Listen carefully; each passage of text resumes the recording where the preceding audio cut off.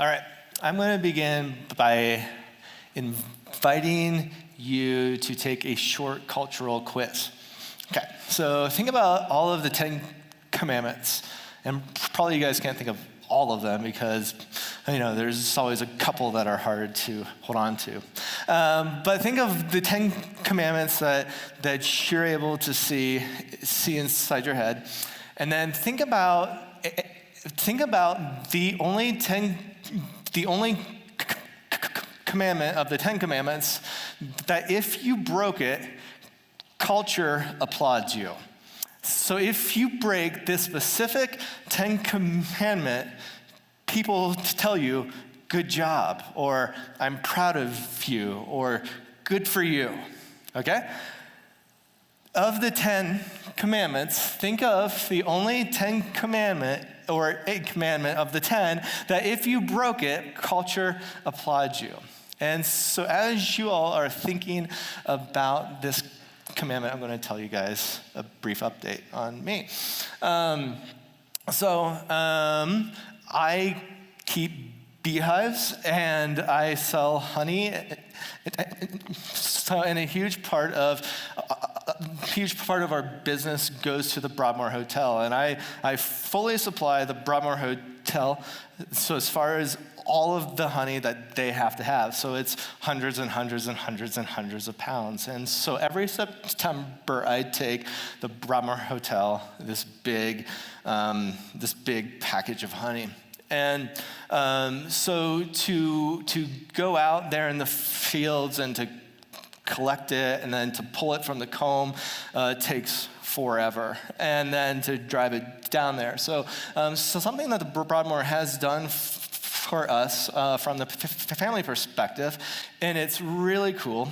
So our whole family will go down there, and they will actually pay for our hotel room. They'll pay for all of our food, and it's just kind of like this thing that our family is like excited about for every time. Like it's like this big, cool thing, and our kids talk about, it's time to go to the Broadmoor. Is it time to go to the Broadmoor yet? Time for blah, blah, blah, blah.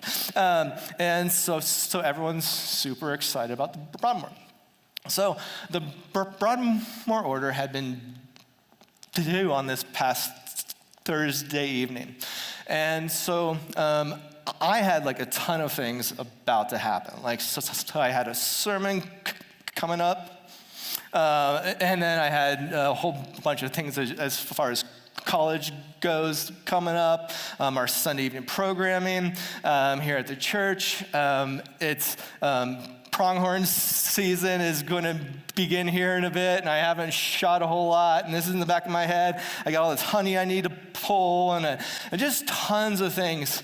And on Tuesday, I thought, I'm not sure I can go to the Broadmoor. It just doesn't fit in my schedule. It doesn't make any sense at all.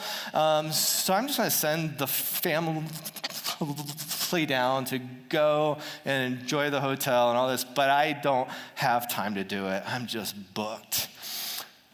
So, to answer the question I began as far as the 10 commandments, I said, tell me the command from the 10 commandments that if you broke it, culture applauds you.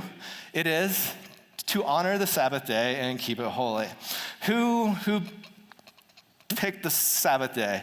Yes, we have 5 people. Yes, so typically in our culture, okay, of the 10 commandments, and the Sabbath day to honor and keep it holy is a commandment. It's like, you must do this. But who cares about the Sabbath, right? In fact, so if you break the Sabbath, you don't keep Sabbath, there isn't a 24-hour time period that you set apart from God because you're so busy, you're so successful, you have things going on. Good for you. That's the thing that culture says. It's Sabbath just doesn't fit our time, our schedule, our habits, our culture, our health patterns. But people had been created to experience Sabbath. Sabbath, it comes from the 7 days of creation God built the earth in 6 days, and then on the seventh, he said, it is good, it is finished, I am done.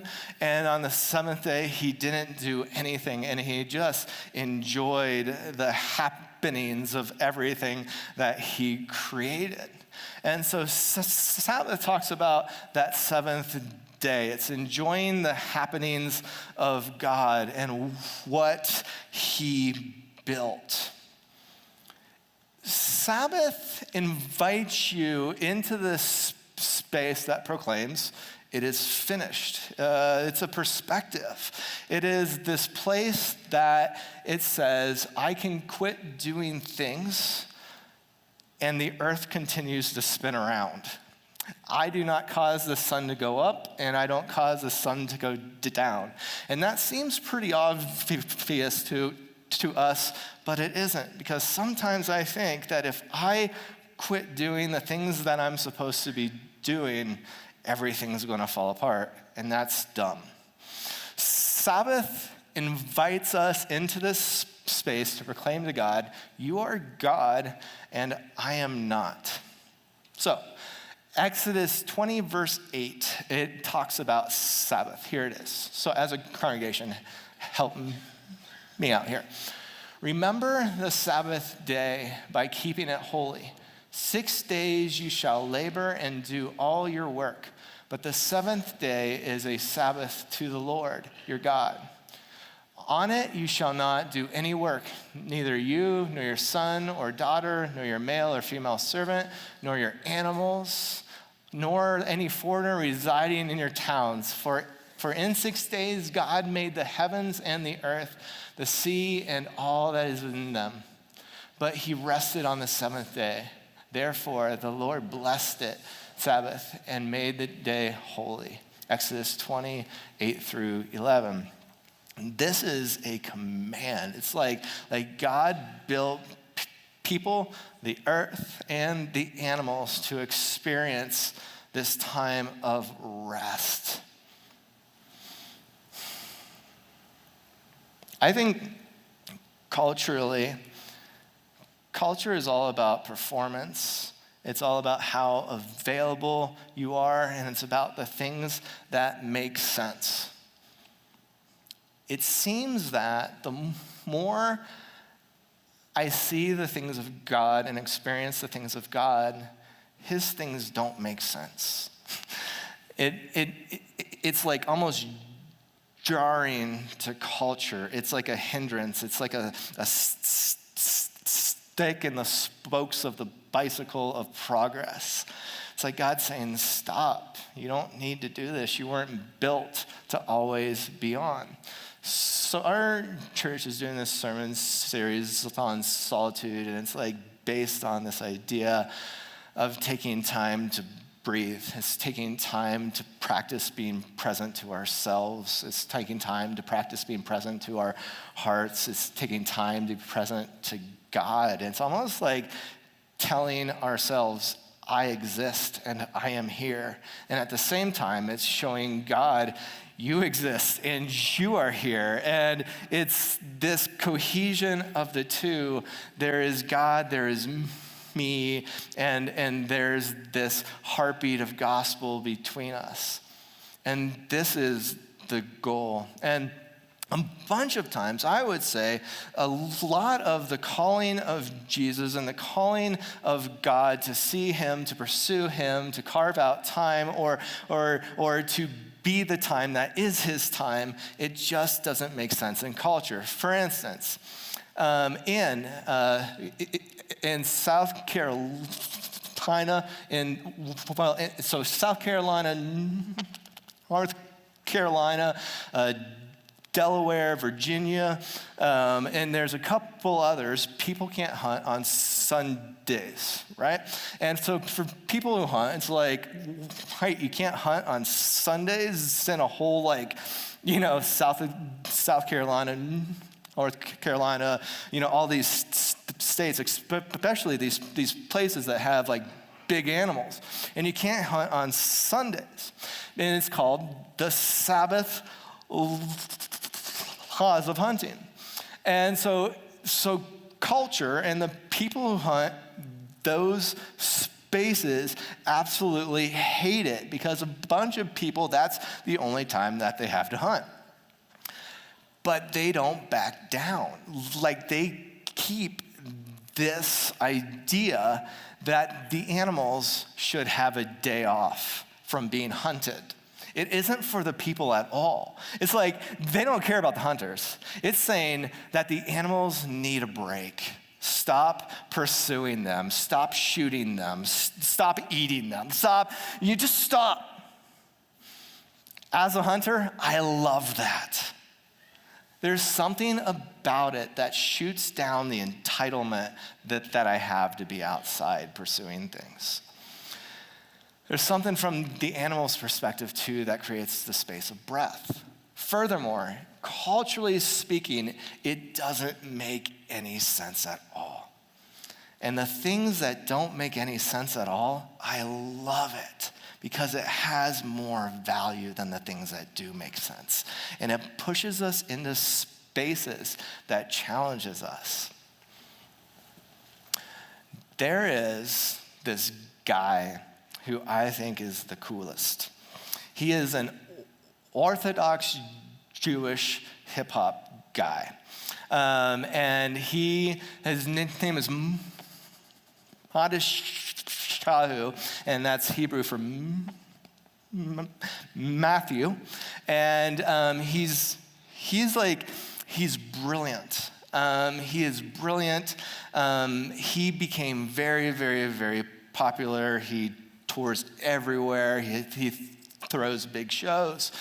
And his big thing in the past had been that he doesn't do concerts on Friday night because that's the beginning of Sabbath.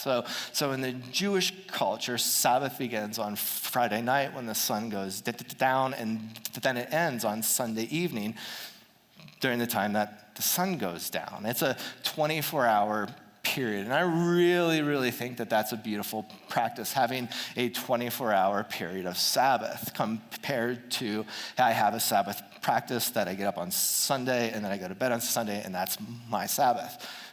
Kind of a side note here, but there's something that's really beautiful about beginning a Sabbath practice in the evening because you get to go to bed in the Sabbath, and then you get to get up in the Sabbath. And there's something really beautiful about that. Anyway, so this guy, he doesn't do concerts on Friday nights because he's the Orthodox Jewish guy, right? Like top hat, black coat, seats, the beard, the tassels, the all-in type of guy. And he sings about Torah, he sings about the commands, he talks about King David. Like, it's just gorgeous stuff, right? Like, I love him. But because of like the genre, he brings in all these different sorts of people. So then something happened is he opened up, right? He opened up and he changed his perspective on Sabbath, and he said, okay, I'm gonna begin doing shows on Friday night. And I got to go to his first Friday night show because I was expectant. Like, he isn't a pushover, right? He's not someone to compromise, especially Sabbath, because he's an Orthodox Jew. And so his body is so tall. Like, he's this tall, like, skinny guy. And so I remember it was downtown Denver at the Paramount, and it was packed, and people were smoking pot, and they're tripping on drugs, and like, it was just like the show. And I'm standing in the back, just kind of like, I don't know how I feel about this, all of this package, and then I don't know. So anyway, he's this tall trench coat, top hat, beard down here.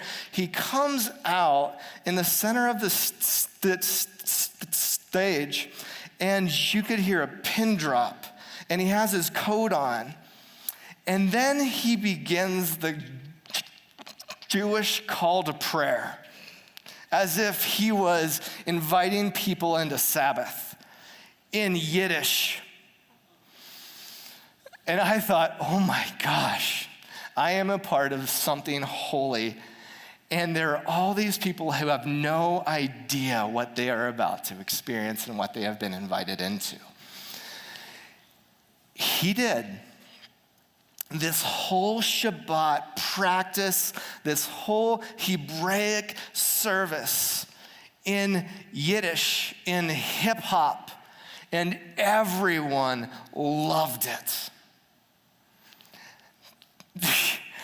I could sob right now, going back to how I felt in that moment, because he embodied at that point, for me, especially because like the thing I enjoyed about him was so like how orthodox he was, like how perfectly like Torah he had been. Like I love that. And to be honest, it bothered me that he was compromising his Sabbath values, and I was going to see it. And he did. And he changed what I saw Sabbath to be from an Orthodox Jewish perspective. So in the passage that the Pharisees confront Jesus about doing things on the Sabbath, and Jesus says, here it is, he says to them, the Sabbath was made for man and not man for the Sabbath. I experienced that firsthand. Is this guy at the Paramount Theater brought Sabbath to men instead of inviting the men into Sabbath. It was this gift. It was this, I want to show you this idea of what it would be like if heaven crashed into earth. I want you to experience, even though you don't even know what Sabbath is, you can't understand anything I'm saying in Yiddish, you can feel it, can't you? And they did. And people danced and sang and celebrated till 2 a.m. And it was brilliant. This idea that Sabbath is for man and not man for Sabbath flips everything on the head. It's like it is gift, it is not law. It's a command, but it's a command to open the present. You know, it's kind of like being totally offered the experience to stay at the Broadmoor Hotel for free and all your food will be paid for. Bring your family, and someone says no. That would be dumb, don't you think? It would be like every 6 days, God saying, I've got this. Sit down. Be present to yourself. Be present to your heart. Be present to me. See that there is an it is finished reality.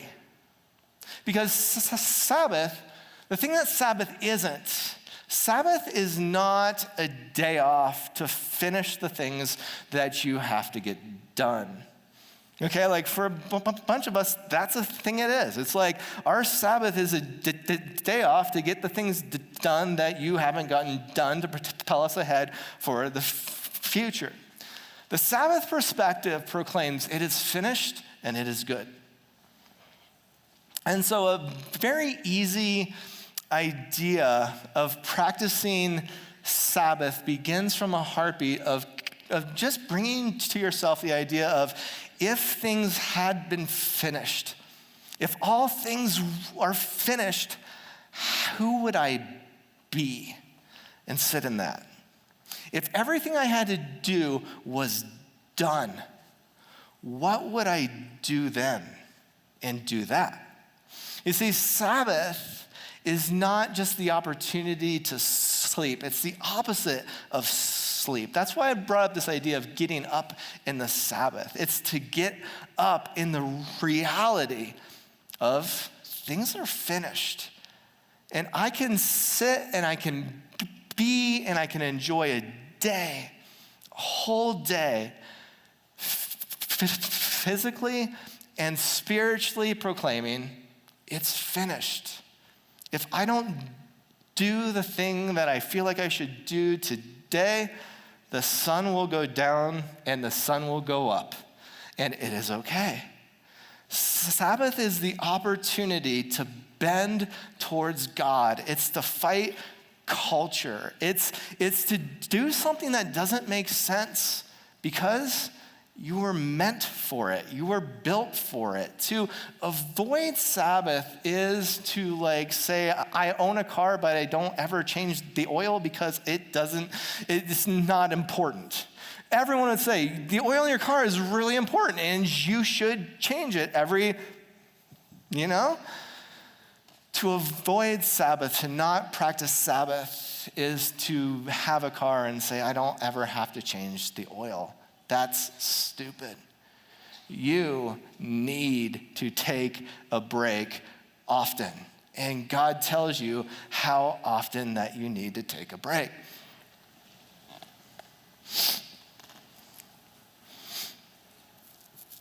I often find that talking on the topic of Sabbath, that people just say, I don't have time for it. I know, I don't either. That's the end of the thought process. I don't either. See, time, if I think time is my own, I do not have time to give because I am way too busy. And the people I know who don't practice Sabbath, and it is a practice. I call it a practice because it is hard to stop. I have to practice stopping. I have to practice saying, I'm not God. I need to practice saying, I don't cause the sun to come up and go down. I need to practice saying, I'm not that important. It's a practice. Sabbath practices are a practice because I'm bad at it. But people say, I do not have time to practice Sabbath. And I would then say, I don't think you have time to avoid Sabbath either. Those who I know who keep Sabbath, they will say it's like a time catalyst. That in Sabbath and in Sabbath keeping and in the practice of a 24-hour, you are God, I am not. I don't have to do this to cause the earth to spin. It is finished perspective. That out of that, it feels as if you have all the time on the planet for everything. But to be addicted to time and that you are the owner of time and that you are a production and you are a machine sucks your time, sucks your heart, sucks your identity, sucks your purpose, and it just sucks. To practice Sabbath gives it back. It puts everything in the place it should be. It puts you in this place of, oh yeah, it is finished. He did do it. He did it physically. He did it spiritually. And I sit in it. And he says, it is good. Jesus is our Sabbath. He is the ultimate Sabbath keeper. There are people and traditions that say that Jesus came back from the dead on the 8th day, creating this alternate day of eternal Sabbath, the 8th day. And it's this idea that it is finished from the beginning to the end and every place in between. Your spiritual Sabbath has been taken care of and you cannot do anything but enjoy it. So enjoy it, practice it. You are not God, but he is. It's beautiful.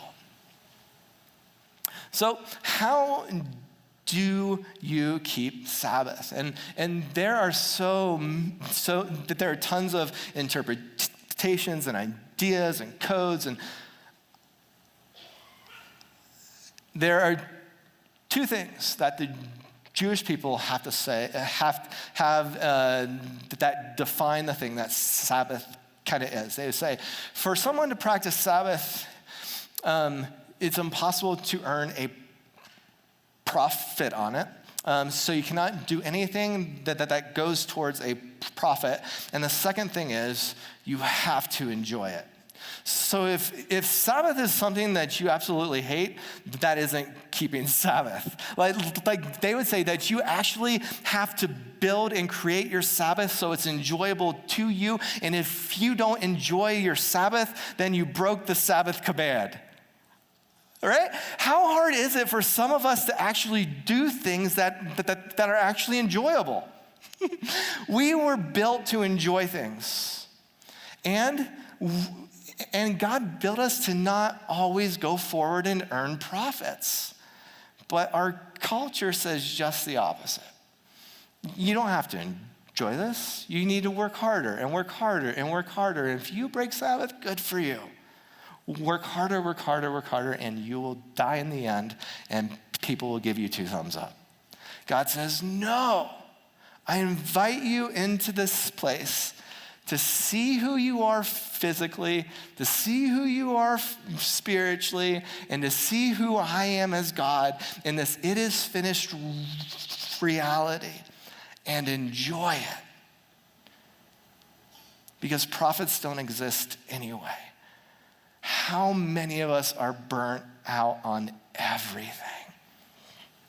On Tuesday, I was burnt out. I am burnt out. I was talking about honey. I was talking about my family. I was talking about our Sunday evening program. I was talking about the sermon. I was talking about all the things that I had to do that I said, I just can't take a day off to be with my family at a free vacation at the most expensive hotel in Colorado. It was a gift.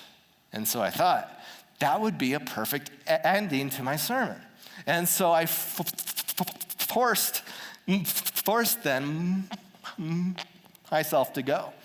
And so even though I had all this stuff to do, I crammed it in, I got it done, I packed our truck up full of honey in the back, and we drove it down to the Broadmoor Hotel. So every time we go to the Broadmoor, they pay for this hotel room, and then they pay for us to get these hamburgers and stuff like that. And it's super cool, and the kids love it. And so I go to check in at the hotel, and I said, I have a hotel room here. It's fully comped, blah, blah. And they said, I don't think you do. In fact, the executive chef has a cottage for you tonight.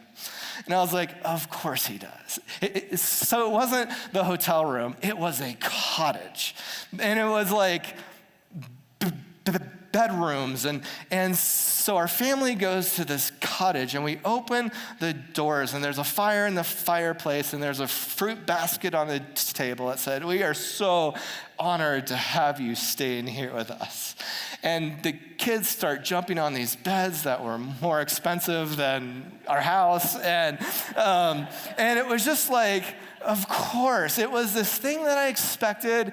Again, it was so much bigger and better. And then we get a call from the executive chef and said, I paid for you to go to this Italian place instead of your hamburger place. And it was just like, you've got to be kidding me. And all these like cool, and I was like, I am so glad I came. That's how Sabbath works. You feel like it's inconvenient, it doesn't fit, you don't have time, but right in the center of it, whenever you slam on the pause button and say, He is God, I am not, I can stop, and you are experiencing breath and pause, that feeling of, I am so glad I came, happens. And it's beautiful, and it is good. Because aren't you tired of being hunted? Aren't you tired of being hunted by culture, by your emails, by your computers, by your friends, because they are so needy? Aren't you tired of being hunted by people asking for bills and for you to be producing? Aren't you tired of being hunted? It's all culture, all society, all animals, all creation was built to have a break. And it goes against everything that you are programmed to think. Praise God. Because you don't deserve to be hunted all the time by the chaos, by the production, by the show, by your jobs. Enjoy it. Do you see your families? Do you see your spouses? Do you take a break to see your kids? 24 hours of it is finished perspective. 24 hours, if you didn't have anything to do, what is it that you would do? This is a gift. Don't be an idiot. Really, really. And God makes it a command. God is amazing. He commands you to enjoy your life. Who would say no to that? Abraham Heschel, who is this like brilliant Jewish guy, he said, of all the 10 commandments, the greatest command is to honor the Sabbath day and to keep it holy. Because if you can do that, all of the other commands are followed perfect. What does that mean? If you find the answer to that, you have experienced God and all of his brilliance. Please pray with me. Please pray with me. Oh, Jesus, you are our Sabbath. You are our breath. You are our pause. You are our break. You are our God. You are the creator and the one we rest in. It is through you that all of us proclaim, it is finished. Jesus, your name is holy. It sets us apart. Jesus, your practices are holy. They set us apart. Jesus, following you is actually following you. Show us the places you are going. Give us clear eyes. In the spaces you are, create eternal opportunities for us to be present to ourselves. Create opportunities for us to be present to our hearts. And show us that you are always present. You are not hiding.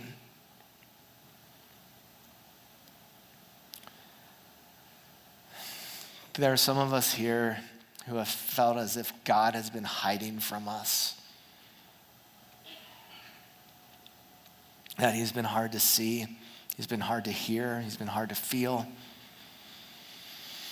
But I tell you the truth, God is not playing hide and seek. He wants to be found. He is in full glory, in full spectrum, in all color, here, now, forever, and ever. Jesus, show us that you are here and want to be seen and heard. For those of us who are burnt out and tired,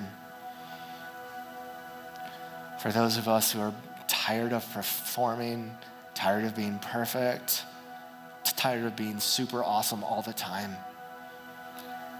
Jesus, give us a break. Show us that Sabbath is for us and it is finished. Jesus, thank you for the truth that you are and the truth that you're inviting us into now, to experience the freedom of rest and the freedom of your presence.